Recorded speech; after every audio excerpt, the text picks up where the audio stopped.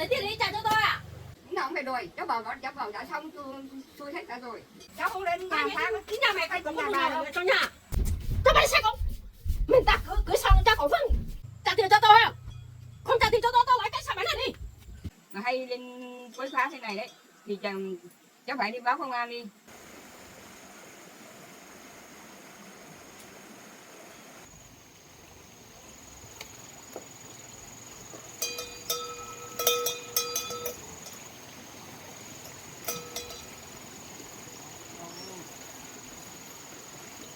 Mẹ nuôi vịt nào, mẹ nuôi vịt nuôi ngan đấy, đâu đây, xem nào, ô mẹ mua con ngan à,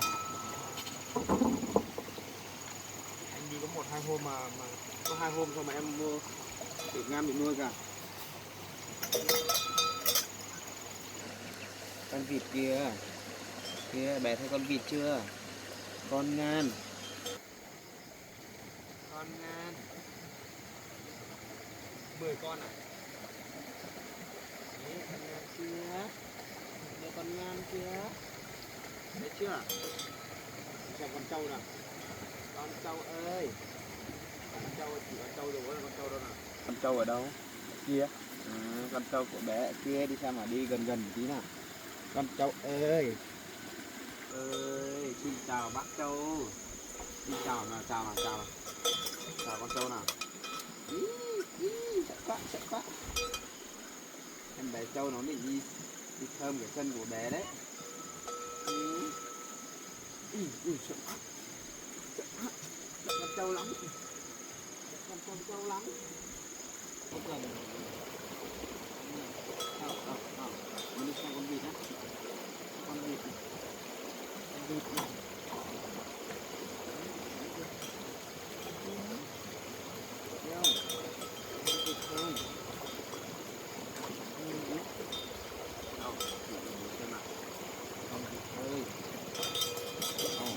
Đâu em làm chuồng vịt ở chỗ này hợp lý đấy.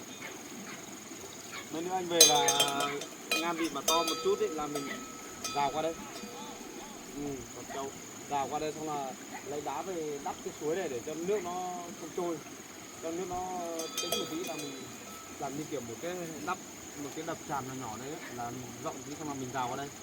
Mùa này nuôi thoải mái, mùa này không có mưa, không có bão, không có lũ đâu. Hợp lý đấy nha. Nuôi con vịt ở đây là hợp lý đấy. Có sẵn nước luôn ở đây. À sao? Sao? Tôi xem mà, không xem mình đi về nhà ở bố nhé. Chị vào nhà ở bố nhá, đi lấy bà cụ nhá. Không xem.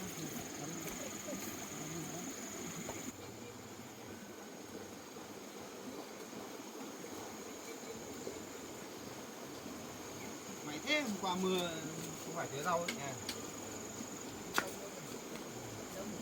Hôm qua mưa là không nay phải tưới rau rồi. Có sỏi ghép đồ mà đỏ xuống đất này ngon. Ghép ở trên nhà phải không? Trên nhà. Trên nhà vậy bố một lúc bố đi làm thôi.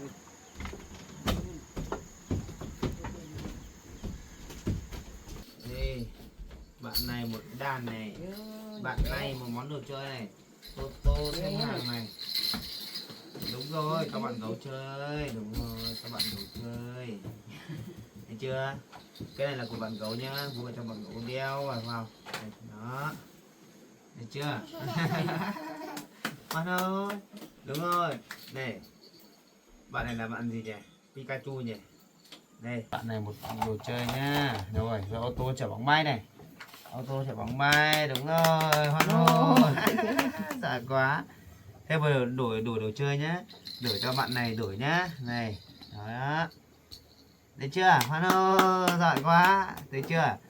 Đây bạn này chở ô tô chở bóng bay đi. Đúng rồi. Thêm hàng nhá. Thêm hàng ngay ngắn vào nhá. Đây. Thấy chưa? Đúng rồi. Hoan hô. Em bé ôm một bóng bay nữa. Em bé ôm. À đổi cho bóng xanh nào. Bóng màu xanh lá cây. Ô tô chở nhá. Đấy. Ôi ôi bạn gấu ngã rồi. Đây ngồi đây. Cho bạn này nhá này, để trên đây, bạn gấu không có tay. Được chưa? Các bạn gấu đi chơi nhá. Bạn Nga ơi, Bạn Nga có muốn chơi đồ chơi không? Đây này. Đây mà. Đây à. Đây bạn gấu với bạn thỏ à? Đây, bạn gì đây? Bạn thỏ thôi nha. Chờ với bé mình úi rồi có thêm bạn gấu nữa đúng rồi. Bố quên bạn gấu to. Bạn gấu bông ơi. Bạn gấu bông cùng đến chơi này. Cái năm rồi hả? Hai với bố bé nào bé thằng nào từ buồn đi nhá. Bé nhá. Ui ngã đúng rồi. Ngã đấy. Để bố thương một tí nhá. Thương bé của bố nhá. Lâu lắm rồi không dụ em bé ngủ rồi. Hả?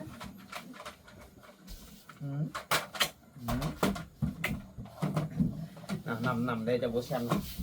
Nằm cho bố ngắm một tí nào. Nằm đây với em bé gấu nhá. Đúng chưa? Nằm đây nhá. Mẹ mua được cái ghế này xịn quá nhỉ. Xịn quá nhỉ. Xịn quá. Đây, con gấu cũng ngủ đây với bé nhá. Bà ơi bà, Có váy đi. cháu yêu bà lắm. Bà đâu? Bà của em bé đâu? Bà phụ đâu? Cậu Ông cười đi xem ông cười. Đấy, muốn đuổi à, định chơi giờ chơi á? Chơi trò trốn tìm á? Đây, đóng cửa nhá. Không đóng cửa là bị ngã ngủ đấy. Đúng rồi, là về ngủ. Ơi, ra bố ngủ với, cho bố ngủ với. Cho bố ngủ với. Rồi, thế thôi.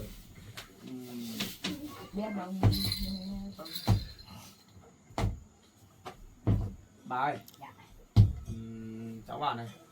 Cháu ơi chuẩn bị đi làm rồi. Vâng. Thì cháu đi đợt này chắc cũng phải khoảng tuần nữa mới về. Vâng. Vẫn như đợt trước cháu đi cháu dặn thế nhá. Vâng. Ở nhà là hai bà cháu là cẩn thận nhá. Vâng. Không đi đâu xa đâu. Chỉ ở nhà đâu, tí nữa anh lại gọi cho mẹ xem là mẹ có thời gian không thì mai mẹ lại lên. Mẹ lên đây ở với em cháu chắc. Nhưng vừa rồi cứ hai mẹ con ở nhà mình thuê cho anh yên tâm. Bye bye bố đi. Bố đi làm này. Bye bye. Bye bye. Ôi bye thật. Tao đi thơm cái con này cơ. Thơm nào, cái thơm bố nào, thơm bố đây. Dậy thơm bố đây, thơm bố đi nào nhé. Lên, thơm đây. Bé thơm đây mà. Đi. Thơm má của bố này. Lên này. Bố không chơi nữa. Bé không thơm bố không chơi với em đâu. Nhanh đi. Ra đây nhanh. Lên. Bố đi. À gì mà cho một bé không? Không cho á? Hay là thế nào? Bò vào đây nhanh. Bò vào đây bố thương này nhanh. Đúng rồi, bò. Được rồi, thế là chiến thắng rồi. Được vào dọi rồi nhá, bố bế một chút rồi bố đi nhá. Thương nhá. Em ở nhà nhé. Nhà chồng con đi làm mà gần thế chứ. Bắt cổng rồi luôn. Bây giờ chỉ anh chỉ lo em ở nhà thôi. Nhưng mà anh sẽ gọi mẹ lên. Mẹ lên ở với em với bạn đi. Để anh không phải lo. Ui sao lại chui qua đấy? Rồi. Anh đi làm cái đấy. Xong rồi anh về.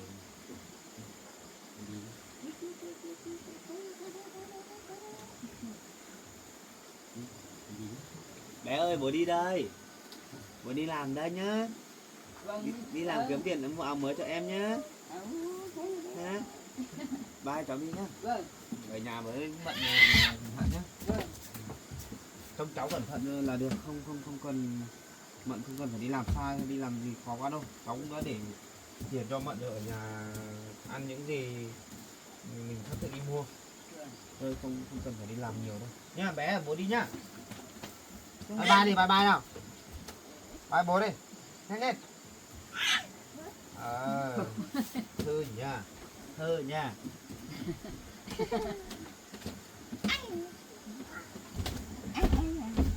Bye bye.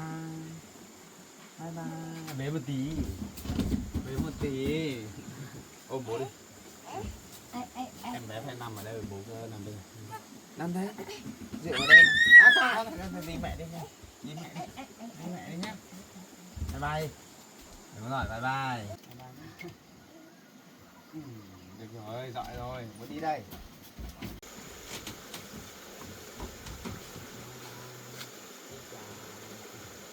Bye, cháu đi đây. Vâng.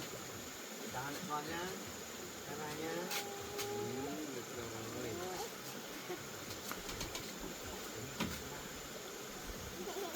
Hai bà cháu ở nhà mấy cái sức khỏe nhá. Vâng. Em chị ăn gì thì em mua đi hết. Mua cho cả bà đấy. Trời mưa gió lạnh thì em đi nào nhé. Đi đây. Bye bye nhá. Bye bye.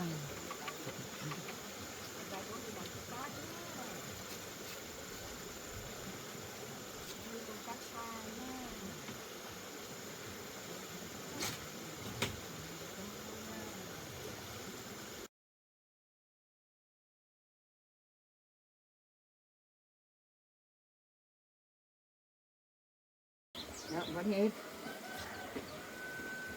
Bỏ xuống đi, bỏ xuống ngay đi. Ôi rơi, rơi, rơi. Rơi. Ôi trời, nhiều quá rơi vô. Bỏ. Cháu đi làm. Đánh con cháu. Này. Ôi rơi, rơi, rơi, rơi.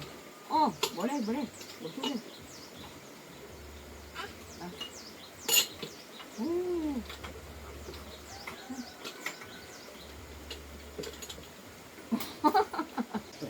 Năm cái, 6 cái, 5 cái. Alo, alo. Chị Nga ở đâu đây?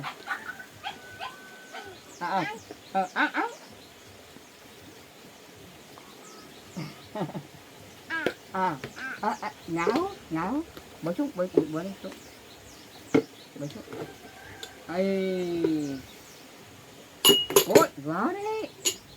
Không nghịch nhiều, không làm mạnh nha. Được rồi, này cái này xuống quá rồi, không lên nữa. Không làm mạnh nhá. Có con đứt tay, cắt đứt tay đâu đấy. Để khẽ thôi. Đây.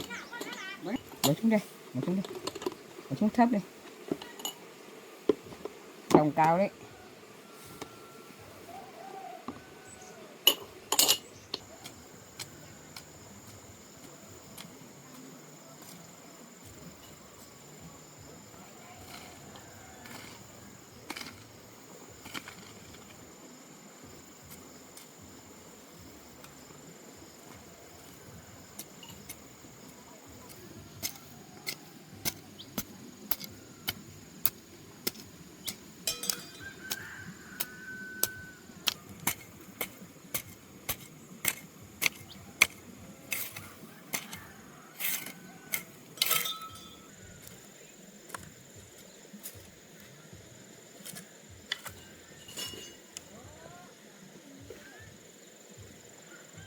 Mình sẽ mang ăn. Ăn nhé. Xin dép vào đâu không thấy à? Ăn luôn.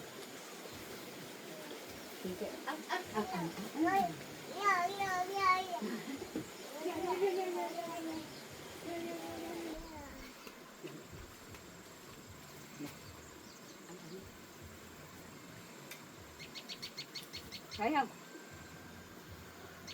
Thấy ăn không? Rồi. Đi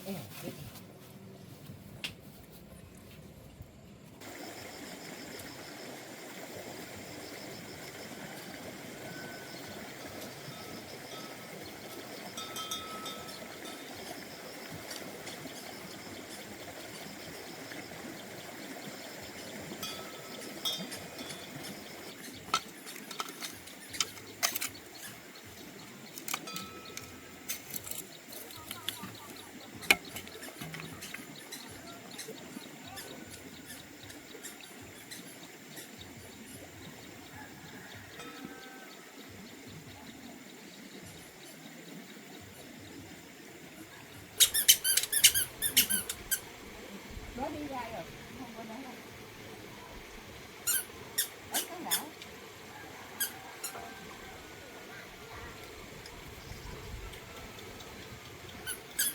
Vẫy tay. Lấy con chuột vẫy tay.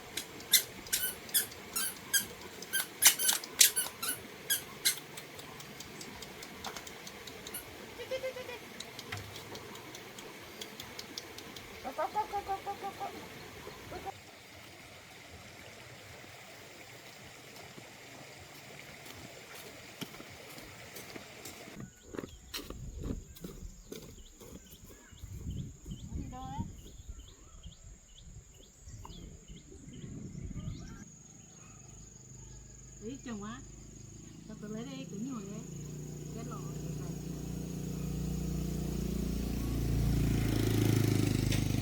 Lấy đây cứ đi nhồi đấy.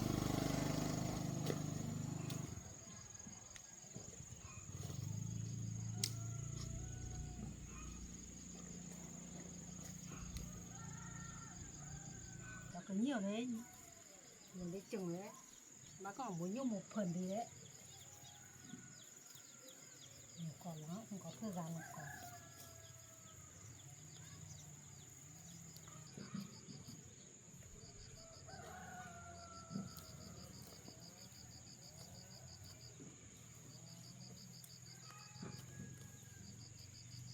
Vâng.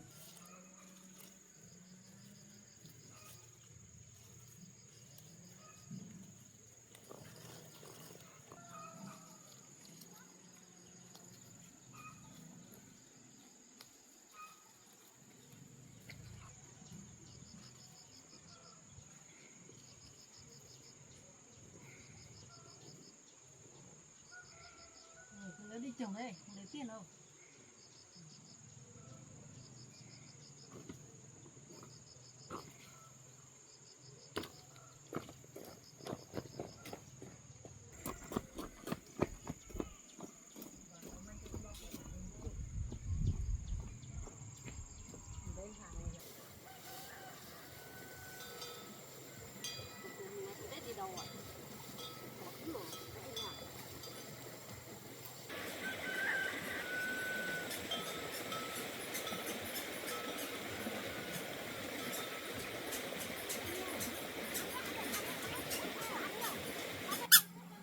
Thôi, con Dạ. cơ ở nhà không? Con không ở nhà đâu. Đi đâu rồi? Cháu đi làm.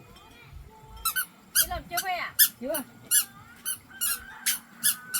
Thế bà mở cửa cho cháu đi. Cháu về đây tìm cho mình làm cái gì?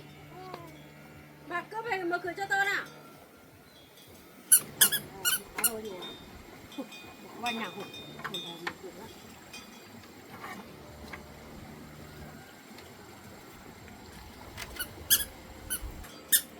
Bà cái con cơ đi đâu rồi? Cháu đi làm chưa về đâu. Bà về đây làm cái gì? Khi nào bà cũng về Huế. Cháu về đây đòi tiền. Cái bác sĩ kia không thể đi tiền, lấy tiền đi cho tôi. Nó về đây tìm. Thế bà vào nhà ngồi chờ cháu. Khi nó đi làm về rồi. Bà gặp cháu.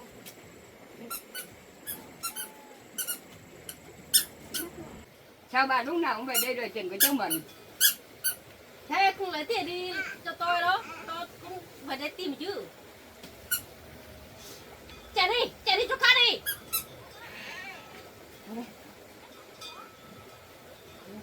Chạy đi, tôi không bé đâu.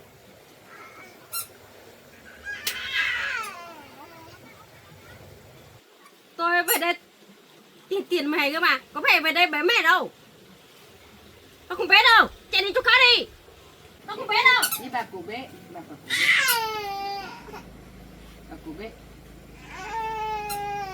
Tôi không bé đâu. Chạy đi.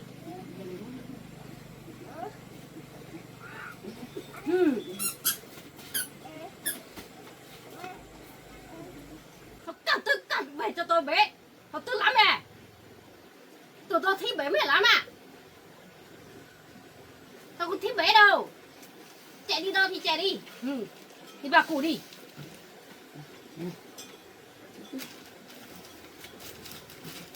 Suốt ngày cho tôi bé.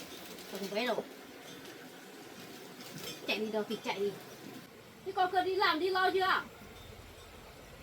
Cháu đi sắp về rồi. Thế bà đi gọi con cơ về đi. Về lấy tiền về cho tôi. Tôi sắp về rồi. Cháu bảo đó là không cho tiền bà đâu. Lúc nào bà cũng về đòi. Nó cũng không to. Nó tốt lắm rồi. Có ở đây đâu thôi. Cái thằng bác sĩ à. Nó tôi vừa đây đòi tiền à. Nó phải biết điều cơ. Lấy tiền đi cho tôi. Không thấy lấy đi cho. Nó tốt lắm cơ. Cháu bảo đi công tác xa rồi. Sao cháu bảo về mà cháu bảo mà biết là cháu bảo không tha cho bà đâu. Cháu không sợ đâu. Lấy con gái của tôi đi lòng vời ra mà. Không cho con lấy tiền đi cho tôi à. Lấy đi không à? Cháu bảo với mẹ của cháu bảo là đem tiền giao cho bà hết rồi chứ còn có cái tiền ở đâu mà bà giúp lúc nào không về đây đòi. Không có, còn 20 triệu nữa. Không thế lấy đi trả cho tôi đâu. Có trao trả hết tiền đầu của cháu mượn xong thì bà mới chưa cưới chứ. Chứ không chưa tiền đầu thì bà làm sao chưa cưới. Bỏ cưới xong lấy đi trả được, không thế lấy đi. Hôm nay thôi phải xuống đây thôi. Xem có được không? Là về đây có cơ lại đi làm rồi, không cả có cơ ở nhà. Chị thằng bác sĩ đi làm ở đâu bà? Cháu bác sĩ đi làm ở xa, bà không biết cháu lúc nào về bà không biết đâu. Thế bà biết đi xe máy không? Biết đi xe máy đi bỏ cái cháu bác sĩ cái về đi. Bà không biết đi xe đâu. Thế còn tiền cho nó về đi. Điện thì bà không có số điện của cháu. Thế bà ở chung thế này không có à? Không có số à? Bà già rồi bà chỉ có ở với xem đứa bé thôi. Thế tao cũng chịu. Thằng bác sĩ chứ chắc không cho tiền cho bà đấy. Giờ vừa đi làm sao hô bà. Cháu bác sĩ trả xong tiền cho bà rồi. Bây giờ bà lại muốn đòi thêm tiền bà xuống thôi, bà xuống đòi thôi. Có 20 triệu không trả đâu. Cháu bác sĩ bảo là trả hết rồi. Các mẹ của cháu cũng bảo là trả xong thì bà mới cho cưới thôi. Có 20 triệu không trả. Hôm nay phải xuống đây đòi. Không có ai, không cả ai ở nhà chứ. Cái thằng bác sĩ cũng không cả. Nó đi lo chưa bà? Hôm qua cháu bảo về sinh nhật mẹ. Sáng nay cháu bảo đi sớm mà cháu hơn một tuần nữa cháu mới về. Một tuần sau mới về à bà? Vâng. Thế không cho tiền cho tôi không được đâu. Mấy hôm tao về phá nhà đấy. Mấy hôm nay tao không có tiền rồi. Cháu nói thế nào? Cháu định về phá nhà của cháu bảo đâu. Cháu không bảo sợ công an bắt à? Tôi không sợ đâu. Nó ngược tiền của tôi không té lấy đi trả. Tôi sợ công an làm cái gì? Là nhớ tôi đi bố công an về làm ấy. Phải sắp xếp cái công việc này đấy. Thế cái thằng bác sĩ có cho tiền cho bà Cường không? Không. Cái thằng bác sĩ đi làm chắc chắn cho tiền cho bà Cường rồi. Nếu mà cho tôi đi. Nếu mà tí cho tôi đi về dùng nào. Mấy hôm nay tôi không có tiền dùng rồi, không có tiền rồi. Cháu bác sĩ đi làm chỉ đủ tiền bác sĩ dùng thôi. Bà không có tiền trả cho bà đâu. Nó cũng gửi tiền về cho bà. Cháu cũng gửi một ít về cho bà cháu mua thức ăn thôi. Không có tiền trả cho bà đâu. Thế bà trông đứa bé với bà thế này thằng bác sĩ không cho à? Bà không cần đâu. Cháu bảo đã kêu mang bà về đây ở với cháu bảo là được rồi. Bà không phải cần tiền nữa. Bà chỉ cần cháu ở là được rồi. Ngu không biết đâu tiền này. Như tôi không một ngày rồi 23 400. Chúng cháu với bà cơ mà. Bà ngu không biết đòi à? Không giống như bà. Suốt ngày lúc nào cũng tiền. Bà không biết xấu hổ à? Xấu hổ cái gì? Đã nở tôi không lấy đi trả tôi phải về đây đòi. Nọ thì người ta cũng biết giá chứ. Không giá sớm thì cũng giá muộn mà bà lúc nào cũng về đây đòi làm cái gì. Nhưng mà cháu bảo có phải làm tiền của bà đâu mà phải bắt cháu bảo giá à? Không đòi à? Lấy con gái người ta đi không à? Phải lấy tiền về trả chứ. Cái ông kia đã ốm đó. Tiền có tiền dùng. Lấy con gái người ta đi không. Giờ này có chưa lấy tiền đi trả cho tôi. Mẹ của cháu bảo với lại cháu bảo đã giải cho bà 20 triệu rồi. Còn 20 triệu đưa cho bố của cháu bảo kia. Bố cháu bảo không lấy. Bố cháu bảo mới đưa lại cho hai vợ chồng nhà mình về để làm vốn đấy thôi. Lúc nào bà về đi đòi tiền xong xuôi hết cả rồi mà. Không đòi à? Đòi cái nào được mới được chứ. Đi chơi đi, tao không xem đâu. Bà cũng chịu cháu thôi. Cái lúc cho tiền thì cướp tiền xong rồi chạy. Không còn nói chuyện cái gì. Đến bây giờ lại bắt đầu đòi, phải đòi. Lúc nào cũng phải đòi. Bà Ní không cứ tiết xong không chạy cái ông kia không cất đi hết rồi. Thế thì cướp xong thì bà phải cất kỹ chứ. Bà để cho ông thấy là cái gì. Đấy tôi không cho cái ông kia một tẻ nào. Đấy bây dùng hết. Nhưng mà cái ông kia này cướp một tẻ đi rồi. Nó tại Không bà. một tẻ thôi. Tại bà thôi. 20 triệu của bà rồi. Bây giờ bà không có quyền về đây đòi nữa. Không đòi à? Lấy con ghé của ta đi không đòi à? Phải đòi chứ. Không nói chuyện với bà nữa. Tôi đi trông cháu đây. Nói chuyện với bà mất tiền ra nữa.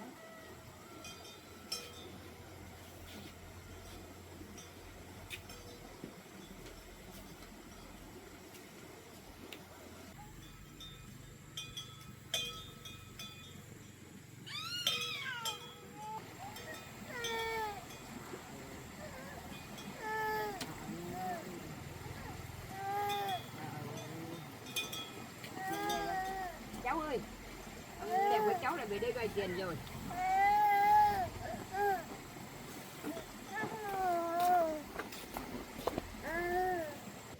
Thế con mày về hả?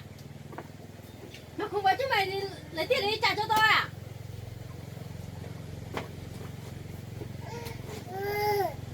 Một lắm rồi không lấy tiền đi trả cho tôi. Hôm nay phải xuống đây đi. Thế chứ mày đi làm mày không lấy tiền cho mày à? Cho mày cơm à?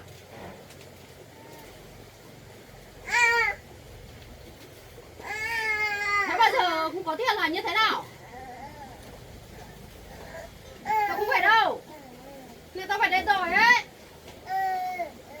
Lấy tiền về trả cho tôi. Một tỷ chỉ lấy không trả được à? Cái bà này lúc nào cũng phải đòi. Cháu vào đã xong xui hết cả rồi.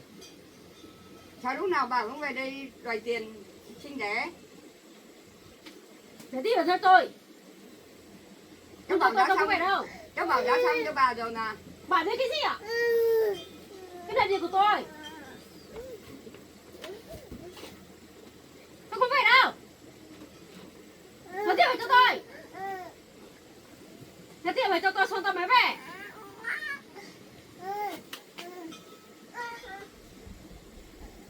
Tiền về cho tôi. Con lấy tiền cho tôi, tao đi xem đi vào cái nhà xe có không đã. Con đi xem. Con đi xe có.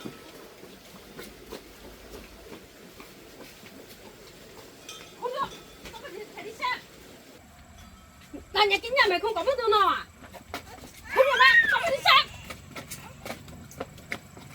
Cho tao đi xem. Không được. Mày đi xem. Cái bà cũng là bà này. Cái con này Cháu sao này. khỏe thế nhỉ? Cháu đi lên làm nhiễu này à? Bà biết cái gì? Bà không biết à? Cháu Cháu phải không đó. làm thế. Không phải đi xem. Cho tao đi xem có bức tường nào á? Không có tiền đâu. Cháu không lên nhà phá. Cái nhà mày phải có bức tường nào ở trong nhà. Bà không đi phá nhà của cháu Bảo đâu. Cho tao đi xem nào. Xem. Này nhà mày không có bức tường nào à? Đã nhất ta cứ ở trong nhà kia. Cho tao đi xem nào. Cái cục cái này chắc khỏe thế nhỉ?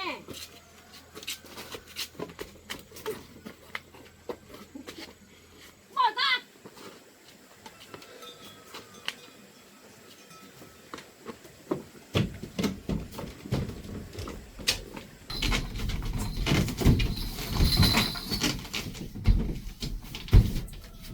Cho tao xem có tiền.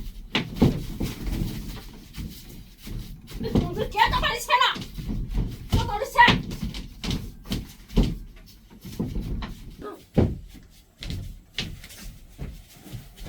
Cho tao xem.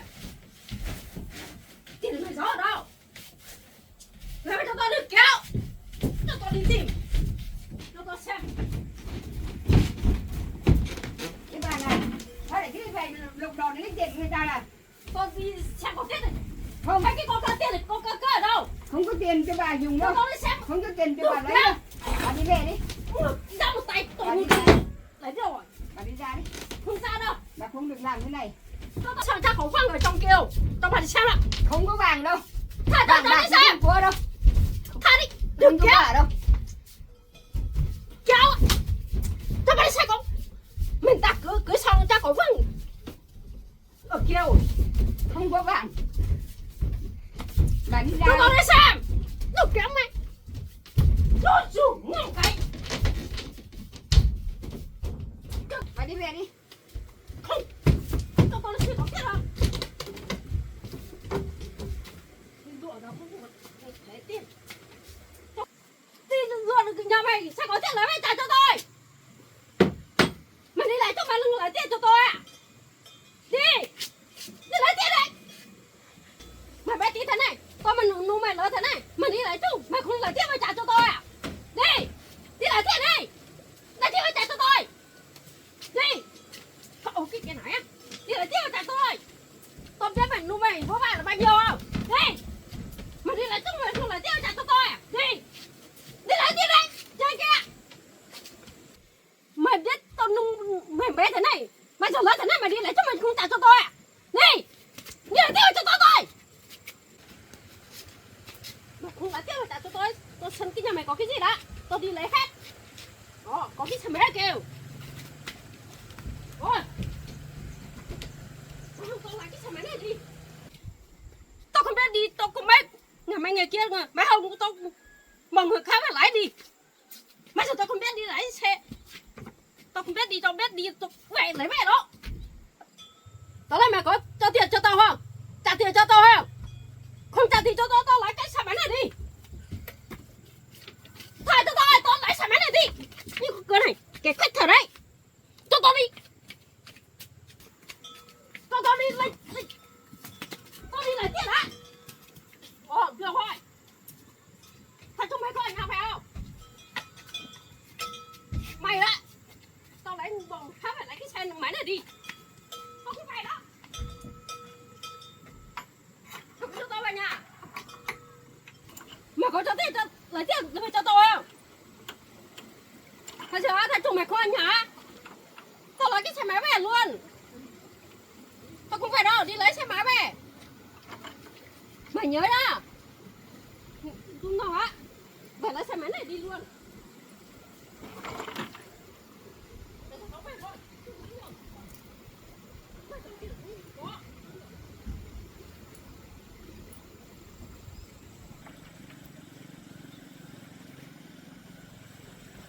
Cháu ơi, mà mẹ của cháu ác thật đấy, lúc nào cũng phải về đây đòi tiền. Cứ xin xong lâu rồi, giá tiền rồi mình cứ về đây đòi nữa.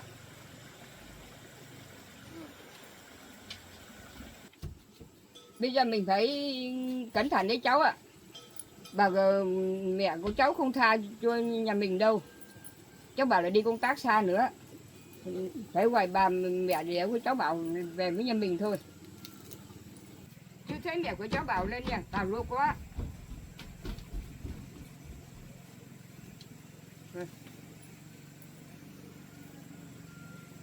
Tôi định lấy cái xe máy của cháu nữa, cháu bảo đi à. Nay phải cẩn thận đấy, đi đâu là phải đóng cửa cho tốt vào. Bà lúc nào bà cũng phải đây đòi tiền, lấy cớ đòi tiền, rồi lại còn đòi lấy cả của cháu bảo nữa.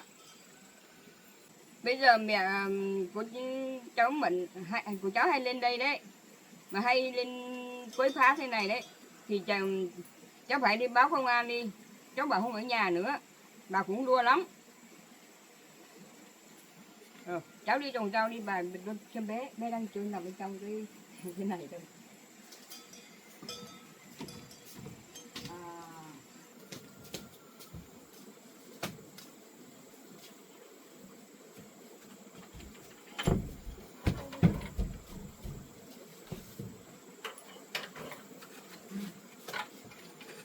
Mẹ cháu mà đến nữa đấy, cứ đi báo cáo công an cho bà.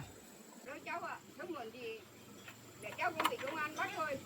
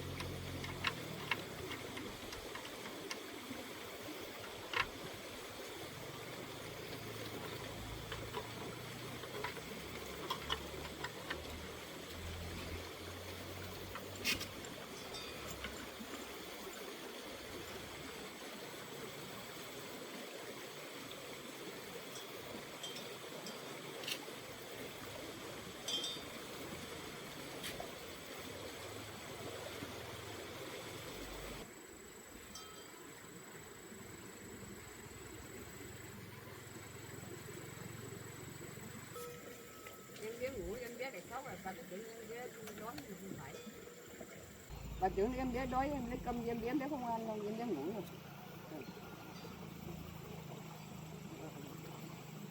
Chấm cơm rau nó bằng.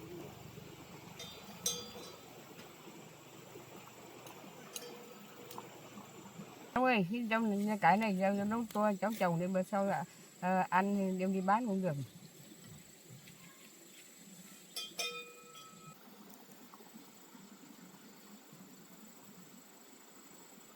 Cái bà mẹ của cháu này buồn cười quá. Lúc nào cũng về đòi tiền.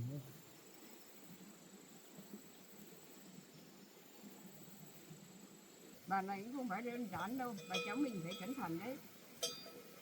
Xem cái xe của cháu bảo kia cũng là bà là đời chắc đi.